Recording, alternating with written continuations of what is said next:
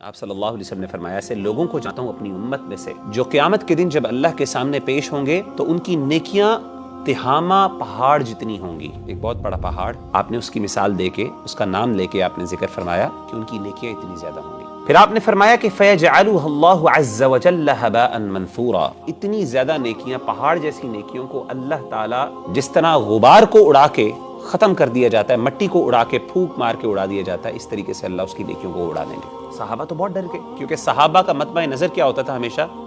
آخرت. امیجن کریں کہ انہوں نے تو دنیا اپنی سب چھوڑ دی تھی، کس کے لیے؟ آخرت کے لیے. یا رسول اللہ صفہم لنا، اللہ کے رسول ہمیں ذرا بتائیے ان لوگوں کے بارے میں، ان کی ذرا نشانیاں بتا دیں، ان کی کیریکٹرسٹکس بتا دیں. اللہ نکون منہم ونحن لا نعلم، کہیں ایسا نہ ہو کہ غلطی سے ہم ان لوگوں میں شامل ہو جائیں، ہمیں پتہ ہی نہ چلے، ہمارے اندر بھی وہ باتیں ہوں، خصلتیں ہوں. آپ نے فرمایا اما انہم اخوانکم ومن جلدتکم ویأخذون من اللیل کما تأخذون.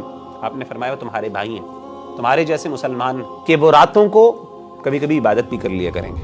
سبحان اللہ. آپ امیجن کریں ذرا، یعنی وہ راتوں کو اٹھنے والے لوگ بھی ہوں گے. یہ نہیں کہ صرف وہ نمازیں نہیں پڑھتے ہوں گے، نہیں، نمازیں کیا، راتوں کو قیام کرنے والے بھی کچھ ہوں گے ان میں سے. اور آپ نے فرمایا لیکن ان کی اصل بات کیا ہے؟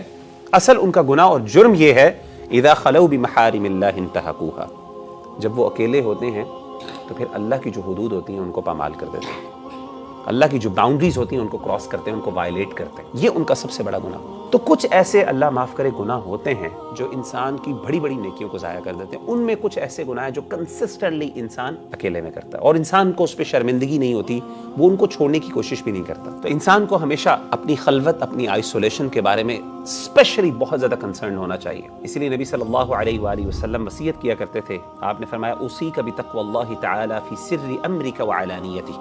اے میرے صحابہ، میں تمہیں وصیت کرتا ہوں اس بات کی کہ تم نہ صرف اکیلے میں اللہ سے ڈرو بلکہ لوگوں کے سامنے. تو لوگوں کے سامنے تو انسان اللہ سے ڈر ہی جاتا ہے، لیکن اکیلے میں بھی. اور امام احمد رحمہ اللہ تعالیٰ عنہ اشعار پڑھا کرتے تھے. وہ کہتے تھے اذا ما خلوت الدہر یوما فلا تقل خلوت ولكن قل علی رقیب. وہ کہتے جب بھی تم اکیلے ہو نا تو کبھی یہ نہ کہا کرو کہ میں اکیلا ہوں، بلکہ کہا کرو میرے اوپر ایک بہت بڑا نگران موجود ہے. کون؟ اللہ کی ذات. کبھی بھی یہ گمان نہ کرنا، تمہیں کہیں یہ دھوکہ نہ ہو جائے کہ اللہ تعالیٰ تمہارے عمل سے غافل ہے، بلکہ کیا ہے، جو بھی تم عمل کر رہے ہو، جو تم چھپا رہے ہو اس سے، وہ سب کا سب اس سے کچھ بھی چھپا ہوا نہیں. جس انسان کو یہ احساس ہو جائے کہ میرا رب جو ہے وہ مجھے دیکھنے والا ہے اور اس کو اللہ کے رقیب ہونے کا احساس ہو، سبحان اللہ، وہ کیسے خلوت کے گناہ کر سکتا ہے.